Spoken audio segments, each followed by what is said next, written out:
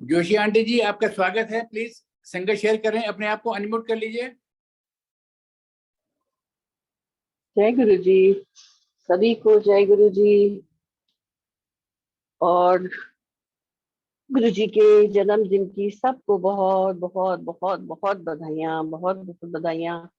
सबको गुरु जी का खूब आशीर्वाद मिले। आपका भी बहुत बहुत धन्यवाद वासन अंकल, मुझे फिर से आप अपने जय गुरु। प्लेटफॉर्म पे आज आपने बुलाया। बहुत बहुत बधाइयाँ आपको भी और शुभकामनाएं और धन्यवाद साथ में। और गुरु जी के चरणों में तो कोटि कोटि प्रणाम है ही। हर समय मेरा सिर गुरु जी के चरणों में है। गुरु जी, मेरी कुछ भी गलतियों को हमेशा क्षमा करते रहिए। और आपके बच्चे हैं हम सब, और हमें अपने साथ इसी तरह प्यार से जुड़ा के रखिए गुरु जी, यही हमारी कामना है गुरु जी। और आज मुझे सत्संग करने का मौका मिला इतने अच्छे दिन। मैं वासना अंकल से कह रही थी कि उन्होंने बोला आप 7 तारीख को करेंगी। मैंने कहा इससे अच्छा और क्या हो सकता है। इससे अच्छा तो और कोई दिन है ही नहीं जब गुरु जी ने इस धरती पर अवतार लिया। और गुरु जी की कृपा से ही हम सब जो है वो अ, इतने जुड़े हुए हैं सब एक दूसरे से, कि गुरु जी ने ये सब परिवार बना के हमको दिया हुआ है। और इतने प्यार से आपने देखा कभी कैसे गुरु जी का जन्मदिन कितने उत्साह से इतने दिनों पहले से सब कोई तैयारी करने लगता है। इतने उससे कि भाई गुरु जी का जन्मदिन है। हमारे गुरु जी संसार ब्रह्मांड के मालिक, सारी दुनिया के रक्षक, सबका कल्याण करें, यही प्रार्थना है गुरु जी। और इन इन जो भी जिस परिवार में जिस गुरु जी ने उनको चुना, कितने भाग्यवान, इतने भाग्यशाली माता पिता, कितने भाग्यशाली सच में जिनके घर में भगवान ने अवतार लिया। उनका कुल धन्य है, उनके सब कुछ उनका धन्य है। जिन कहते हैं गुरु जी, जिनको छू भी लेते हैं, जिनको या जो गुरु जी को भी जो छू लेता है 7 पुश्तों तक उनकी तर जाती है। तो अब आप सोचिए कि कितना गुरु जी ने हम लोगों को अपने आशीर्वाद से नवाजा है। गुरु जी के बर्थडे का मुझे याद है, हम गुरु जी की शरण में, अब मैं उतने शुरू से नहीं कहूंगी, आज मैं बीच में छोटे छोटे से जो भी मुझे याद आता जाता है, मैं गुरु जी की कृपा से उनके चरणों में हाथ लगा के बोलती हूँ गुरु जी, जो जो याद आता जाएगा आप बताते जाइएगा क्या कहना है मुझे।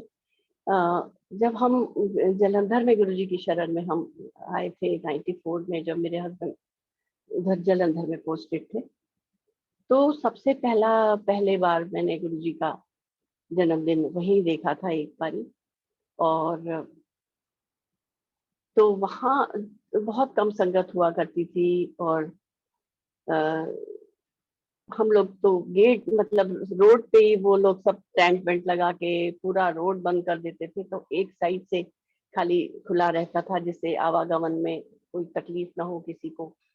और वो टेंट लगा होता था, उसी में सब कुछ। और गुरु जी के जलंधर मंदिर की जो छत थी उसमें ही लंगर बनता था। और कोई भी नहीं उधर ही खाते थे, कभी छत पे ही गुरु जी का लंगर होता था, इतने प्यार से। और गुरु जी का वो बैंड जो मैंने पहली बार सुना था लाइव बैंड, आज मेरे गुड़ आमना, वो जो बैंड है गुरु जी का, वेलकम बैंड कहते हैं जिसको, वो बाद में अब तो इतना प्रचलित हो गया है। उस समय मैंने वो पहली बार सुना था। उसके शब्द जो थे वो सुखीदार आंटी ने, मेरे ख्याल से जहां तक मैं, मुझे वैसे याद नहीं रहता, मेरी मेमोरी थोड़ी कमजोरी है, पता नहीं उन्होंने ही गाया था ये, उन्होंने ही वो शब्द भी लिखे थे, आज मेरे गुरु आवणा। और फिर ये जो बैंड वालों ने बजाया था उसको, उस धुन को, तो इतने प्यार से वो सारे जग में प्रसिद्ध हो गई। फिर बस इसी तरह हमारा जो है वो इस तरह से। और मुझे सबसे आनंददायक और इतनी किस्मत वाली बात ये लगती है कि क्या मैंने पुण्य करे होंगे कि गुरुजी ने, जब भी मैंने शुरू वाला ही जो फंक्शन अटेंड किया था, मुझे गुरुजी को टीका लगाने का, गुरुजी को आरती करने का मौका मिलता था। और गुरुजी ने वो कृपा अपनी बिल्कुल हमेशा हमेशा बरसा के रखी। बहुत मैं उनकी आभारी हूँ गुरुजी, आपकी। मैं, मेरे रोम रोम आपका ऋणी है गुरुजी। और वहाँ तो उतने ज्यादा ऐसे फंक्शन उतने मुझे याद नहीं है कि होते थे या जो भी। और लेकिन गुरुजी हमें बहुत मौज कराते थे, बहुत जगह लेके जाते थे। उसके बाद जब गुरुजी चंडीगढ़ और वहां से आ गए, हम लोग वहां भी जाते थे, चंडीगढ़ में भी जब फंक्शन कोई होता था, लेकिन उसकी यादें मुझे इतनी ज्यादा नहीं है। उसके बाद जब यहाँ सुल्तानपुर मंदिर में आ गए थे, तो गुरुजी का एक भव्य बर्थडे मनाया गया था। रेंच करके एक बिल्कुल सुल्तानपुर के आगे जो है वो एक फार्म हाउस है, उसमें गुरुजी का बर्थडे मनाया गया था। बहुत रश, बहुत रश। और इतने सुंदर लग रहे थे गुरुजी उस दिन। वो मुझे बहुत ऐसी उसकी अच्छी याद है कि सोचती हूँ मैं कि उस समय की पता नहीं अब क्या था उस टाइम। गुरुजी का इतना ऑरा, इतना सुंदर, इतने प्यारे लग रहे थे गुरुजी। वो सारा परिवार लेके आना बोला गुरुजी ने हमको, और हम लोग अपने सभी रिश्तेदारों को बुला के लेके गए थे। वो भी मुझे बहुत बहुत ताजी याद है। बस उसके बाद जो है वो सिलसिला चलता रहा। धीरे धीरे बड़ा मंदिर निर्माण शुरू हुआ। गुरुजी ने इतनी जमीनें देखी, कहाँ कहाँ सबको लेके जाते थे, दौड़ाते थे, देखते थे कहाँ क्या, कहाँ मंदिर बनना है। और गुरुजी ने लास्ट में जो जगह उनको पता थी, पता तो उनको सब था, वो भी आपको पता ही है कि शिव जी, महाशिव जो है वो लीला करने में तो है ही। तो उनकी लीला अपरंपार, जो उनको पहले से पता था, वो खाली किसी के कष्ट निकालने के लिए, किसी के ऊपर कल्याण करने के लिए, सबको अपने साथ साथ अपने किसी, कभी किसी को, कभी किसी को इधर उधर ले जाते थे, कहाँ जमीन देखनी है, कहाँ मंदिर बनेगा। और जो है वो गुरु जी जो है वो फिर उनको तो मालूम ही था कि भाटी माइंस में जो है वो मंदिर बनना है। और वहाँ का जो, वो भी बड़ा सौभाग्य था हमारा कि जोशी अंकल की पोस्टिंग भी फिर दिल्ली में ही आ गई थी। एनएसजी में डेपुटेशन में थे, और कहीं ऐसा भी नहीं होता था कि कहाँ से जाए कहाँ को आए। दिल्ली में ही थे, तो दिल्ली में ही गुरुजी ने आना था। पंचकुले और चंडीगढ़ भी जब भी बुलाते थे तो जाते थे हम लोग, लेकिन मुझे थोड़ा कम, लेकिन जोशी अंकल को काम की वजह से ज्यादा बुलाया करते थे। और फिर वो मंदिर का कार्यक्रम शुरू हुआ, बड़ा मंदिर बनना शुरू हुआ।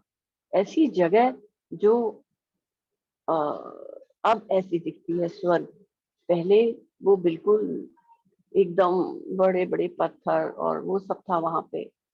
और गुरु जी की कृपा इतनी कि अपने, वो तो उधर चंडीगढ़ बैठे होते थे, लेकिन सारा कुछ संचालन, वो तो खैर है ही, वो हम मनुष्यों के लिए है ये सब बात कहने के लिए, संचालन तो उनके हाथ में है ही। वहां से सब कुछ संचालित करते रहते थे।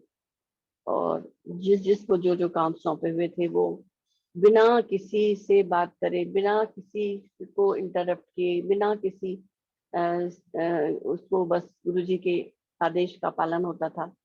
और इतनी सुंदर यादें हैं वो भी कि जब वो मंदिर बन रहा था, जब जो हॉल की जब नींवें खोदी गई, कि किस तरह से वो ऑक्टागनल ऑक्टागनल है, वो अष्टकोण जिसे कहते हैं, वो वैसा है उसका, उसका पूरा मंदिर का जो मेन हॉल है वो अष्टकोणी है।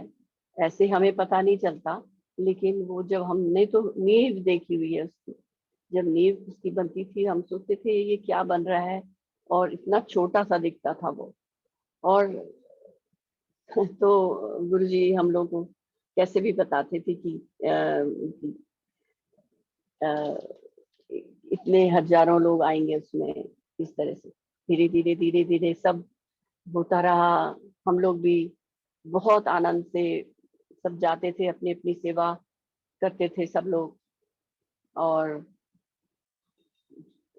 जो जो भी जैसे सेवा भी, कार सेवा भी जो करते थे हम, वो गुरुजी वहां बैठे हुए देखते होते थे और कहते थे कि बताते थे गुरुजी नाम लेके कि उठे हो काम करे आओ, उठे हो मजदूरा दे नाल वो भी कर दे। इतना मतलब मैं बता नहीं सकती आपको कि क्या कितनी ब्लेसिंग्स गुरुजी ने उस समय हमें दी, कितने हमारे कष्ट काटे गुरुजी ने। अब जो मेन चीज है वो है कि हम तब भी, और जैसे ही गुरुजी का आदेश होता था वही करते थे। सही चीज सही मानों में अभी भी वही है। जो भी गुरुजी के वचन हैं, हम इतना अभी अंकल जो ये सब वचनों का के बारे में कि गुरुजी के क्या वचन है उस बारे में सब एक असेंबल कर रहे हैं सबको बताने के लिए कि पर उनको पढ़ना ही एक, सिर्फ पढ़ने से ही कुछ नहीं होगा, उनको पालन करना है हमें। और मेरे ख्याल से तो जो भी गुरुजी के वचन थे, जो भी गुरुजी के छोटे छोटे जो भी उनके मुख्य शब्द थे, हम अगर उनको अपने जीवन में ढाल लें कि हाँ हमने ये करना है, तो वो सबसे बड़ा गिफ्ट होगा गुरुजी के बर्थडे के लिए। मेरी समझ से हम एक एक करके चुने कि हमने ये क्या करना है, हमें अच्छा इंसान बनना है, हमने किसी का बुराई नहीं करनी है, किसी के साथ वो नहीं करना है। अब क्या हो गया है कि गुरुजी के वचन जो भी हैं, कभी कभी कोई लोग नहीं कह सकती मैं, जो भी है किसी को भ्रम भ्रम हो जाता है कि गुरुजी कहते थे ऐश करो, तो ऐश करो का मतलब एक सीमित दायरे में ऐश करो नहीं होता।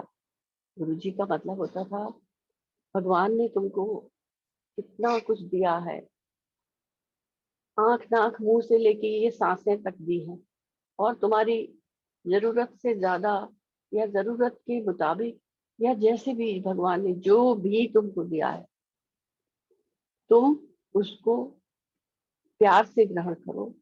और ऐश करने का मतलब कि तुम जिंदगी के हर लम्हे को महसूस करो गुरुजी के, अपने जो उनका उनका जो सानिध्य है उसको हर समय महसूस करो। और अच्छे कपड़े पहनो, अच्छी अच्छी गाड़ियों में घूमो, अच्छे अच्छे, क्योंकि गुरु भगवान ने तुम्हें दिया है। और जो दिया है ये नहीं कि तुम फिर लालसा में रहोगे कि नहीं उसके पास तो वो है, ऐसा नहीं। जो तुम्हारे पास, मेरा कहने का मतलब ये नहीं है कि बड़ी गाड़ी में घूमने का मतलब, गुरु जी का मतलब ये था कि तुम ऐसे सन्यासी बन के गुरु जी के पास आके सब कुछ छोड़ के बैठ जाओ और न माला जपो या ये करो, वो सब गुरु जी तो बहुत प्रैक्टिकल थे। तो ऐश करो इसलिए कहते थे गुरु जी की तुम उसमें लिप्त मत हो, जिंदगी की चीजों को अपनाओ लेकिन उनमें लिप्त मत हो। लिप्त नहीं होगे, गुरु जी के चरणों में ही ध्यान रहेगा और तुम अपनी सारी जिम्मेदारियां पूरी करोगे, तो गुरु तो तुम्हारे साथ है ही। ऐसे ही गुरु जी हमेशा कहते थे भांडा साफ रखो। भांडा साफ रखने का मतलब क्या है? यही कि आप जो है वो, आपका अंतर मन साफ होना चाहिए। अंतर मन साफ नहीं होगा तो गुरु बैठेंगे ही नहीं वहां। गुरु कैसे तुम्हारे अंदर होंगे? तुम्हारे अंदर बैठाएंगे, कहते थे गुरु जी। गुरु जी का ये भी बहुत ऐसा वचन था कि गुरु जी कहते थे हर वक्त करते थे गुरु जी, मैंने तो बहुत अक्सर सुना है, गुरु जी कहते थे रब तुम्हारे अंदर बैठा है, रोड इथे इथे जान की लोड़ नहीं, था भटकने की लोड़ नहीं, एक था पकड़ी है पकड़े रखो। जिस गुरु को माना है, जिस महादेव को आपने मिले हैं पूर्ण गुरु, तो उनको उनकी था मत छोड़ो, था मत भटको, गुरु रब तो तुम्हारे अंदर बैठा है। इसीलिए गुरु जी कहते थे भांडा साफ रखो। भांडा साफ रखोगे, मन साफ रखोगे, तो गुरु अपने आप ही तुम्हारे अंदर बैठा होगा। और हर समय सिमरन जो एक श्वास में चलता रहता है, जो आपको अंदर से, जो आप जप करते रहते हो, जो आप ओम नमः शिवाय करते रहते हो, उसको अगर हर समय अपने सांसों में बसा के रखोगे, तो हर जब 24/7 गुरु जी आपके पास है। तो गुरु जी कहते थे ना, जब ਜਦੋਂ लिपस्टिक लांदे हो तो देखो कि गुरु ਤੁਹਾਡੇ ਨਾਲ बैठा है। यदि ਤੁਸੀਂ ਸੌਂਦੇ हो तो सोचो कि गुरु जी ਤੁਹਾਡੇ ਨਾਲ है। यदि ਤੁਸੀਂ नान रहे हो तो सोचो गुरु जी नाल है। गुरु जी नाल का मतलब ये नहीं गुरु जी किसी रूप में है, गुरु जी हमारे अंदर है, गुरु जी हमारी सांस में है। गुरु जी का मतलब यही कि हर सांस में सिमरन करो, हर सांस में सिमरन करो। कोई भुलेखे, गुरु जी ने हर भुलेखों से हमें निकाला। फिर भी अगर आप भुलेखों में फंसते हो तो इसमें किसी का कसूर नहीं है। फिर आप ये कहो कि हमारे साथ तो ऐसा हो गया वैसा हो गया, फिर वो गुरु जी की जिम्मेवारी नहीं। हम कहते हैं ना कि एक पत्ता भी गुरु जी की रजा के बिना नहीं हिलता। सचमुच ऐसा है, गुरु जी की आज्ञा के बिना एक पत्ता भी नहीं हिल सकता। फिर एक प्रश्न जो लोग काफी करते हैं कि जब जब उनकी रजा के बिना जब कुछ होता है, तो हम गलत काम जो करते हैं वो भी उनकी रजा के बिना से होता है। लेकिन ऐसा नहीं। इसका मैंने एक कहीं पढ़ा था, बहुत अच्छी उदाहरण देके उन्होंने बताया हुआ था कि जैसे आप मालिक हो, एक कार है आपके पास है, आपने एक ड्राइवर रखा हुआ है अपने साथ, आप मालिक हो, आप उस कार के मालिक हो। आपने वो चाबी जो है वो ड्राइवर को दी हुई है और उसको सौंप दी है कि ये ले, तू इसे संभाल, ये गाड़ी को संभाल, जहां ले जानी है ले जा, जो भी काम करने को बोला करो। अब वो गाड़ी तो उसकी चाबी उसके पास है। अगर वो समय पर देख कर रहा है, सामने बुद्धि तो दी है ना भगवान ने, जो अगर वो देख रहा है कि आगे कोई कहीं टोकर लगेगी या वो करेगी, अगर वो ब्रेक नहीं लगाता तो उसमें मालिक का क्या कसूर है? आपकी आपकी गाड़ी है ना, आप घर में बैठे हो या उस गाड़ी में भी बैठे हो, तो भी अगर वो ब्रेक नहीं लगा रहा है या वो कहीं पे मार रहा है उस गाड़ी को, तो उसमें मालिक का तो कसूर नहीं है ना, उसमें तो ड्राइवर का ही कसूर है। वही वही ड्राइवर हम हैं, हमारे मालिक, हमारे संचालक भगवान है, गुरु जी हैं। उन्होंने हमें बुद्धि दी है और इतनी समझ भी दी है कि हम ये सही है और ये गलत। उसकी बुद्धि अगर तुम्हें नहीं है तो उसके लिए फिर तुम्हें गुरु जी से प्रार्थना करनी है। लेकिन गुरु जी तो कभी किसी का भला बुरा नहीं चाहते। गुरु जी तो हमेशा कल्याण ही कल्याण करते हैं और कल्याण करने के लिए ये धरती पर आए हैं। तो शरीर तो इतने करे ही उन्होंने। हम लोगों ने तो ऐसी ऐसी चीजें देखी कि आंखें फट जाती थी कि गुरु जी ऐसा कैसे कर रहे हैं। लेकिन अभी भी तो व्यापक हो गए हैं गुरु जी। गुरु जी तो पूरे ब्रह्मांड में, पूरे ब्रह्मांड में व्याप्त हैं गुरु जी। तो उनके लिए अब कोई अ, वो नहीं रह गया है। कोई जैसे रूल रेगुलेशंस नहीं है उनके लिए, ये करना ये कर सकता। मानव शरीर में थे तो उनको उनको लिए काफी कुछ बंधन होते थे। उनको खाना भी पड़ता था, उनको सोना भी दिखाना पड़ता था। गुरु जी कहते थे कि मैं खांदा हूँ ਤੁਹਾਡੇ दिखाने के बाद, मेरा खाना तो सचखंड से आता है। ऐसे ही गुरु जी कहते थे। गुरु जी को हमने भी कभी सोते हुए नहीं देखा। गुरु जी कहते थे अगर रब सो गया तो पढ़ लेना आ जाएगी, ऐसे ही बोलते थे। देखो अब मैं तो मतलब इतनी, हम कहते जरूर थे रब और शिव हूं मैं या जो भी, पर हम लोग मूर्ख, हमारी आंखों में उन्होंने पर्दा तो डाला ही हुआ था। तो जब कभी हम सोचते थे कि गुरु जी सो गए हैं, अब धीरे से निकलो यहाँ से, जब सेवा हम लोग कर रहे थे तो गुरु जी एकदम उठ जाते। तो एक आध बारी उन्होंने कहा भी हमसे। हमने कहा ना कि जैसे हम कहते थे गुरु जी लेट जाइए, रेस्ट कर लीजिए थोड़ा सा होकर, तो कहते थे जी रब सो गया तो पर लेना आ जाएगी, ऐसा कहते थे कुछ। क्या मतलब है इसका? सोचिए अब आप, कितनी बड़ी बात गुरु जी ने कही हमसे कि वो रब है, वो हर हर कीट पतंगा, छोटे छोटे जितनी 84 जो लाख जूनी है, सबका संरक्षण, सबके लिए वो सोचते हैं, सबके जो हम लोग शब्द भी सुनते हैं, जल में जंत समाये, उसके लिए भी उसको उनको खाने का इंतजाम करते हैं, उसको भी रहने का इंतजाम करते हैं। तो अब तो उनके लिए कोई सीमाएं नहीं रह गई। पहले उनको मानव शरीर में ये सब सीमाएं होती थी कि दिखाने के लिए कपड़े अच्छे पहनो, यहाँ जाओ वहां जाओ और करो, हम लोगों की तरह बन के वैसे ही बैठो। अब तो गुरु जी व्यापक, अब तो वो हर जगह छाए हुए हैं। पहले अपनी दृष्टि से वो सबको ठीक कर देते थे, अब पूरे ब्रह्मांड में छा के वो अपनी हवा से, अपनी खुशबू से, अपने स्पर्श से, अपनी अनुभूति से, जो आप आंख बंद करके आप महसूस करते हो कि गुरु जी हमारे पास हैं, उससे ही सब कुछ कल्याण कर देते हैं गुरु जी।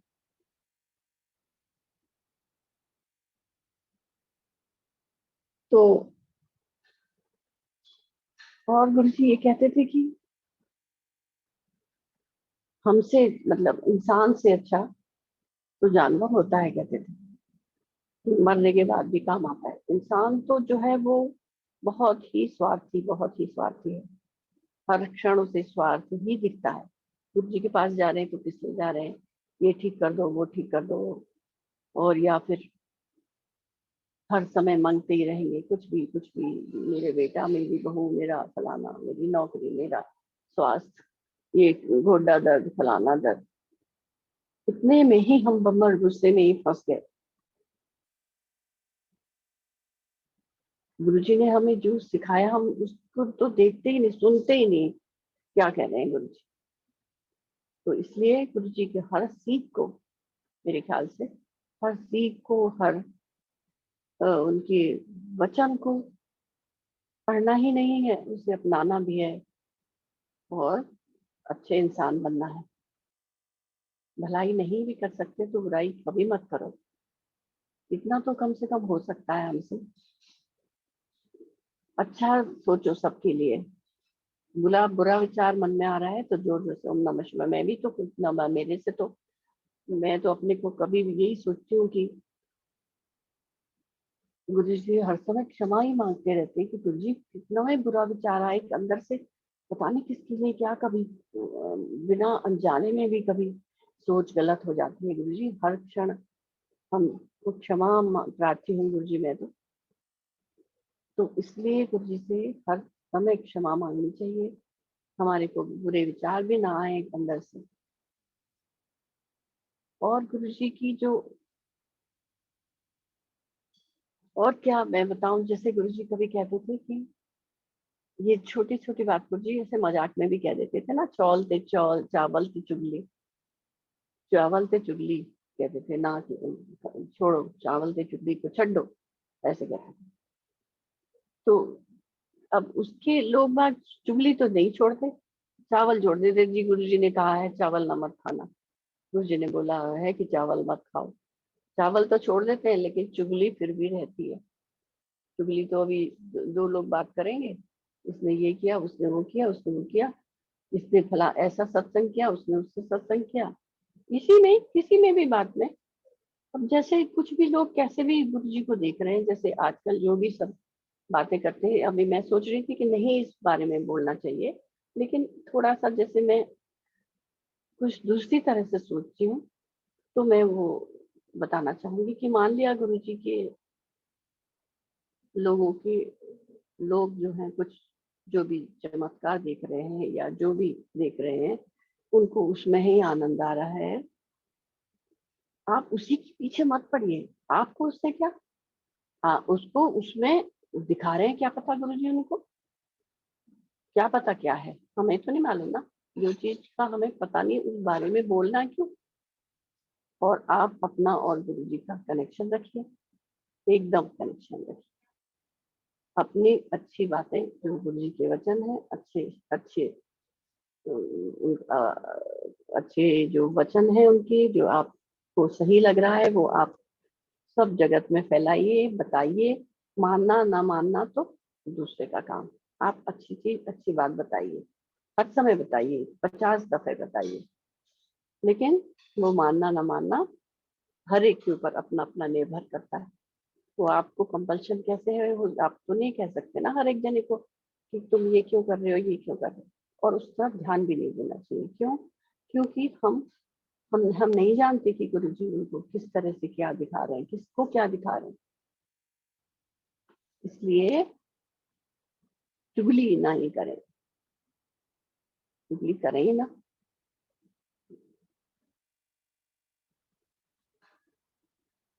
तो ऐसे है। और एक छोटी सी बात और, गुरु जी को जो है, मैंने सोचा था, वैसे पता नहीं मैं कैसे मैं गुरु जी के सामने बैठ के ये सब इस समय इतना बोल रही हूँ। मैंने दिमाग में मेरे कुछ भी नहीं था कि मैं कहूंगी क्या, कोई मैं तो सत्संग लेके बैठी हुई हूँ कि कौन सा सत्संग सुनाऊंगी। लेकिन ये क्या बात है मेरे दिमाग में आ गई, मुझे नहीं पता मैं क्या बोलती चली जा रही हूँ। एक मेरी लेकिन अभी फिर से आई रही है, तो मैं अब इसको बोल ही दूं कि जैसे गुरु जी को, भगवान को सबने एक अपना टूल बना लिया है, एक खिलौना बना लिया, लोगन राम खिलौना जाना जो कहा गया है, वो सचमुच एक सचमुच में भी लगता है कि हाँ सच में भगवान का को, वैसे ठीक है आप भगवान का सहारा लेके ही करते हो सब कुछ, लेकिन उसको ज्यादती या उसको क्या कहूँ मैं, एक खिलौना ही समझ के उसको मत इस्तेमाल करिए। तो भगवान है, वो ईश्वर है, वो महादेव है, उनको अपनी जगह में ही उनको जैसे वो हैं, जैसे वो आदेश देते हैं वैसे ही रहिए। वो जैसे अब एक शब्द में आता है ना कि लोगन राम खिलौना जाना, जब वो पंडित जी पूजा करते थे और राम राम राम राम बोलते रहते थे और कहते थे कि भवसागर पार कर देते हैं, रामचंद्र जी का नाम लो, भगवान का नाम लो, तो वो आपको भवसागर पार करवा देते हैं। तो एक जो थी भक्तन, वो एक नदी पार करके नाव से आया करती थी रोज। तो वो रोज सुनती थी, रोज प्रवचन सुनती थी। तो आप मुंह से कुछ कहिए और उसको मानिए नहीं, तो वही हाल होता है जो वो पंडित जी का हुआ। क्या हुआ कि वो एक दिन वो भक्तन ने बोला कि मेरे घर चलिए पंडित जी, आज पूजा करवानी है। तो उन्होंने कहा ठीक है। और उनको लेके गई वो। अब नदी से पार करना था तो नाव का थी नहीं वहां पर, नाव का इंतजार कर। तो वो भक्तन बोली कि पंडित जी आप कहते हैं कि भगवान का नाम ले लो तो भवसागर पार हो जाता है, ये तो छोटी सी नदी है, इसको ऐसे पार कर लेते हैं। और तो डरने लगे कि ये क्या बोल रही है। लेकिन वो जो थी भक्तन, वो एकदम पानी में चलने लगी, क्योंकि उसके अंदर से इतना विश्वास था उसे कि मेरे राम है वो, और मुझे सीधे ले जाएंगे, मुझे पार करेंगे, पर करवाएंगे। सो वो जो है वो सीधे चल जाती रही, ये तो पीछे डर के मारे खड़े रहे। सिर्फ मुंह से नाम, राम राम राम राम करो, ओम नमः शिवाय, ओम नमः शिवाय करो, माला जपो, वो करो, उससे नहीं होता कुछ भी। मुंह से बार बार बार बार गुरु जी शुक्राना, गुरु जी जय जय गुरु जी, शुक्राना गुरु जी, वो मुंह से जपने से कुछ नहीं होता जब तक आप अंतर मन से गुरु जी को ध्याएंगे नहीं।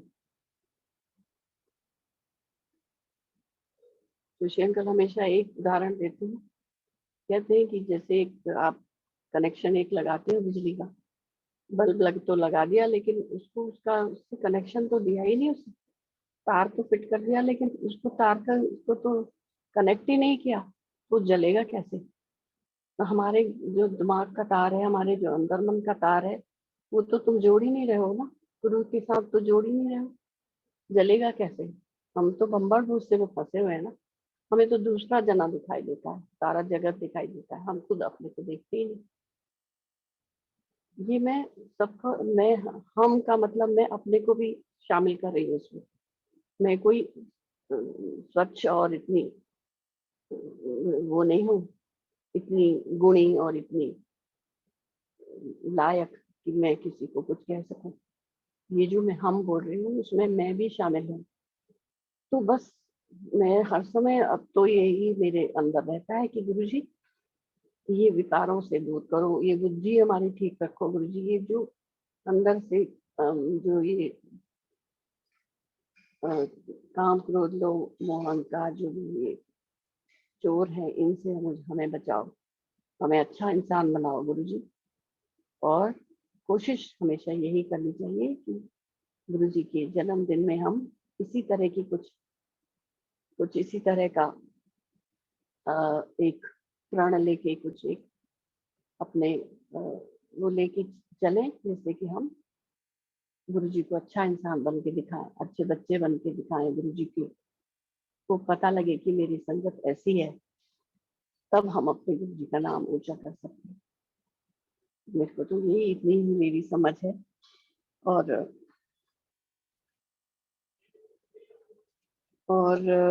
क्या मैं आपको सुनाऊं सत्संग? अब एक सत्संग सुना देती हूँ लास्ट में। आंटी संगत करते रहें, संगत करते रहें। अभी तो हमने गुरु संगत ने आपसे 7 जुलाई वाले दिन का कोई सत्संग सुनना है मंदिर में, अच्छा बड़े मंदिर के। हाँ जी, अच्छा, बड़े मंदिर का भी सुनाऊंगी, ठीक है। अभी एक सत्संग जो मुझे बहुत अंदर से याद आ रहा है कि वो है, हम लोग बसंत कुंज में रहा करते थे और गुरुजी एम्पायर स्टेट में थे। बसंत कुंज काफी नजदीक है, 5-6 किलोमीटर हार्डली। तो अक्सर गुरुजी सत्संग जब खत्म हो जाता था उसके बाद भी अक्सर संगत तोड़ के, काफी लोगों को तोड़ के, कुछ लोगों को लेके चलो जोशी दे घर कहते थे और आ जाते थे। फिर वहां पे काफी देर तक 2-3 बजे तक बैठते थे और जो भी होता था, जो भी गुरुजी का इच्छा होती थी वो होता था। जोर से म्यूजिक भी लगता था और जोर से कुछ भी, जो भी चाय प्रसाद पकौड़े जो भी गुरुजी कहते थे वो होता था। एक दिन गुरुजी जो है सुबह अर्ली मॉर्निंग, मुझे याद नहीं कि 3 बज रहा था या 4 बज रहा था, अब मुझे ये भी याद नहीं है कि वो सब संगत वाला दिन था या नहीं था, बट बस इतना पता है कि गुरुजी 4 बजे, शायद 4 ही होगा, मुझे जब 4 ही मुझसे आ रहा है तो 4 ही होगा, 4 बजे सुबह तब तक बेल बजी और गुरुजी दरवाजे पे। और एक सेवादार, पता नहीं सुदामा भैया था या चंदन था, ये भी मुझे याद नहीं। गुरुजी आए और सीधे बेडरूम में आए और आके लेट गए। और आते ही बोला उन्होंने, सारे फोन ऑफ कर दो, सारे फोन स्विच ऑफ कर दो। पहले उस समय वो लैंडलाइन फोन हुआ करते थे, पेडल उठा के नीचे रखवा दिया और बोला कोई कहीं फोन नहीं करेगा, कोई फोन रिसीव नहीं करना है, कोई फोन घर से नहीं करना, दरवाजा बंद, किसी को पता नहीं चलना चाहिए कि मैं यहाँ पर हूँ।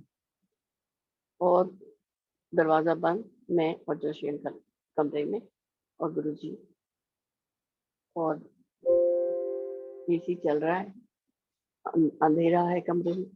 मुझे पूजा के कमरा, मेरे हमारे कमरे से लगा हुआ मेरी पूजा का कमरा, उसमें हल्की सी लाइट, बस वहां गुरुजी उस तरफ ही देखते रहते थे और हम दोनों सेवा में लगे गुरुजी की।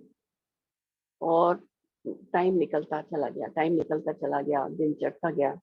बीच में एक बार मुझे आदेश हुआ कि चाय बना के लाई, चाय और परोठी बना के लाई और फिर वहीं चले गए। फिर गुरुजी ने आदेश दिया कि बाहर से, दरवाजे के बाहर जो है वो ताला लगवा दो। फिर पता नहीं कैसे, मुझे तो याद भी नहीं है कैसे कि कोई जना जा रहा था या जोशी अंकल ही कहीं गए, मुझे बिल्कुल याद नहीं है ये कि किस तरह से वहां ताला लगवा दिया बाहर, कि कोई आए अगर देखने तो उसको पता ना हो कि कोई यहाँ है। और जो भी गुरुजी का मकसद था, जो भी था, गुरुजी दिन भर उस दिन का दिन तो मुझे लगता है कि मेरा जन्म सफल हो गया। और मैं जो थी दिन भर गुरुजी के साथ, बस जो गुरुजी का आदेश होता था, कभी नींबू पानी, कभी चाय, कभी कुछ जो भी उठ के किचन से लाना होता था वो सब ला के देते रहे। और लेकिन गुरु जी के पास दिन भर, कोई बोलना नहीं, कोई कुछ नहीं, शांत एकदम, एकदम शांत। आप सोचिए, मेरी तो खैर, मेरे को तो बोलना ही नहीं आता था गुरु जी के सामने, ना मुझे अभी भी आता है। मैं अभी भी, मतलब जैसे लोग कहते हैं कि गुरु जी के स्वरूप के साथ बात करो, मेरे को तो समझ में नहीं आता मैं क्या बात करूं गुरु जी के सामने। तो जो भी है, खैर, बात करने का तो सवाल ही नहीं उठता। मैं तो वैसे भी इतनी शून्य हो जाती थी, इतनी मेरा दिमाग खाली। शायद गुरु जी, मैं बुद्धू हूँ बिल्कुल ही, कुछ तो जानती नहीं, सोचते होंगे ये ऐसी है इसीलिए मुझे ऐसे करके रखा, लेकिन मैं सोचती हूँ बिल्कुल ठीक है, मैं को ऐसे ही बने रहना है। मुझे कुछ जानना भी नहीं है, मुझे कुछ सुनना भी नहीं है। मुझे तो बस गुरु जी के चरणों में ऐसे ही रहना है जैसे मैं हूँ। तो गुरु जी जो है, वो दिन गुरु जी ने पूरा दिन भर गुरु जी ने अपने साथ रखा हम दोनों को। और जब शाम हुई, करीब 4-5 बज रहा होगा शायद, जो उन्होंने जोशी अंकल बोले कि अंधेरिया मोड़ तक मुझे तू गाड़ी में छोड़ दे और उसके बाद मेरे लिए ऑटो कर देना, मैं ऑटो में जाऊंगा उधर। तो ये तो हैरान ही इनका, नहीं गुरुजी वहीं तक छोड़ दो, इनका नहीं, जो मैं कह रहा हूँ वो करो, मेरे को गाड़ी से वहां तक छोड़ो, अंधेरिया मोड़ तक, और उसके बाद गुरुजी के लिए ऑटो कर दिया और गुरुजी वहां पहुंच गए शाम को, क्योंकि उनका संगत का टाइम हो रहा था, 6 बजे के बाद सिंहासन में बैठना था। और गुरुजी वहां पहुंचे, सारी जगह उस दिन तो पूरे उन लोग को में तहलका था, पूरी दिल्ली में पता नहीं कहाँ गुरु जी को ढूंढवा दिया, गुरु जी कहाँ चले गए, गुरु जी कहाँ चले गए। और हमको तो पता ही था कि आदेश था कि कुछ कहना ही नहीं है किसी से, कुछ बताना तो है ही। लेकिन जो भी है, कुछ कुछ सोर्सेस ऐसे होते हैं, या कुछ गुरु जी की ही जो भी या कभी कभी गुरु जी भी खुद भी जो चीज कहते हैं हमसे कि बताना नहीं, वो खुद भी बच्चों की तरह खुद बता देते। तो मुझे नहीं मालूम कैसे उन लोगों को पता तो चल गया था कि हमारे यहाँ थे गुरु जी दिन भर। तो खैर, वो बाद में हम लोग से शिकायत करती कि आप लोग ने हमें नहीं बताया। अरे हम कैसे बताते, गुरु जी के आदेश का पालन जरूरी है या आपको बताना जरूरी है।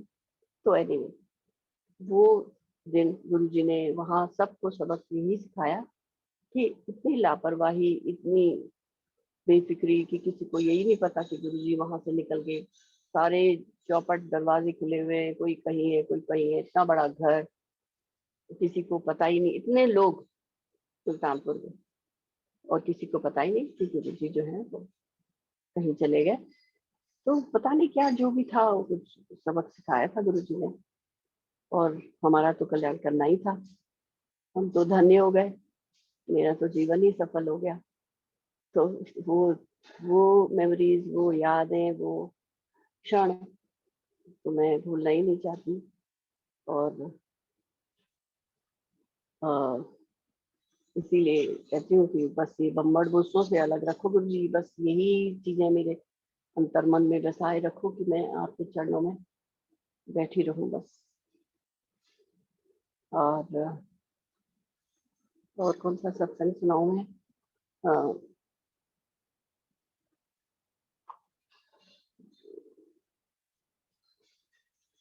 और गुरुजी जो हम लोग सब लोग बात करते हैं ना, एक चीज और मैं आज बताती हूँ।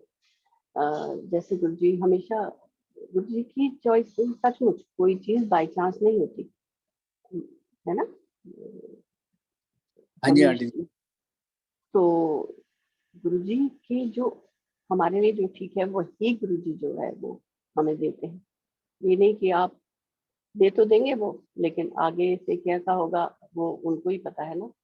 इसलिए उनकी रजा में, जैसे हम कहते हैं ना, उनकी रजा में राजी रहो। जितना दिया है उसके लिए भगवान को धन्यवाद देना चाहिए। मैं तो बचपन में भी, जब बहुत छोटे छोटे मेरे बच्चे होते थे, उनको हमेशा वो दिखाती थी कि जो ये लोग बच्चों जिनके पास घर नहीं है, जिनके पास, जो लोग ऐसे सड़कों में रहते हैं, तो उनको ये चीज उनके दिमाग में थी कि हमको कितना दिया हुआ है भगवान ने, इतनी इतनी हमको कृपा की हुई है कि 2 टाइम की रोटी हम खाते हैं, घर के ऊपर छत है, सिर के ऊपर छत है पहनने को अच्छा कपड़ा है, माँ बाप अच्छे, बच्चे अच्छे, और क्या चाहिए आपको। ऐसे तो कुछ भी नहीं, कोई चीज का अंत तो है नहीं इस इस जगत में। कोई चीज की अंत तो है ही नहीं, इच्छाओं का या किसी चीज का। तो अब मैं एक छोटा सा सत्संग क्या है कि मेरा बेटा, छोटा वाला बेटा, मेरे दो बेटे हैं। बड़ा बेटा मेरा बाहर है, लंदन में है, और छोटा मेरा बेटा यही है हमारे साथ ही, हम लोग सब साथ रहते हैं। तो ये जब अपना 12th वगैरह करके, उसको भी आर्मी में जाने का बहुत शौक था। दो बार इसमें, एक बार तो शुरू में ही बाहर आ गया था, लेकिन सेकंड टाइम पर ये, और गुरु जी से इससे पता नहीं जो भी करा होगा, मुझे नहीं मालूम, आ गया तो हम गुरु जी की हमेशा ही लेते।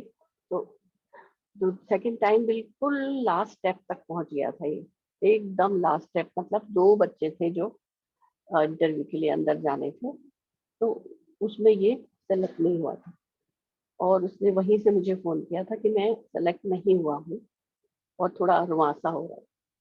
तो जैसे गुरुजी कुछ कहलवाते हैं मेरे से, तो मैंने वही उसको बताया कि एक ही चीज थोड़ी है जिंदगी में, आगे बढ़ने के लिए तो 50 चीजें हैं, सिर्फ एक ही एम नहीं है तुम्हारा, तुम आगे बढ़ो, इसमें नहीं जाना है, नहीं तुम्हारी अंजल तुम्हारा उधर नहीं है, इधर है। ठीक है, गुरुजी चंडीगढ़ में थे, इसका रिजल्ट आया और हम लोग गुरुजी के पास चले गए। और तो सब लोग तो वो सोचते हैं ना कि हाँ पास हो गए तब गुरुजी के पास आ रहे हैं, अरे नहीं पास हुए तो भी तो गुरुजी के पास तो आएंगे ही ना।